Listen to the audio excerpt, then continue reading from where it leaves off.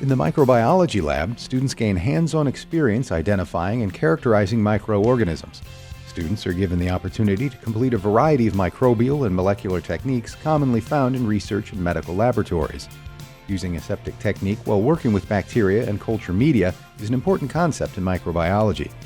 We discuss and practice utilizing autoclaves to prepare media and sterilize cultures.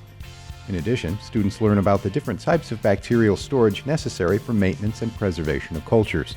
Here, students use compound microscopes with a total magnification of 1,000 times necessary to visualize the microscopic bacteria and observe key microbial features.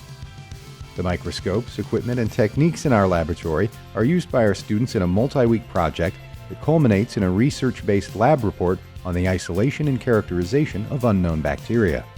The goal of our microbiology laboratory is to provide students with exposure to and practice of microbial methods in a positive and productive learning environment.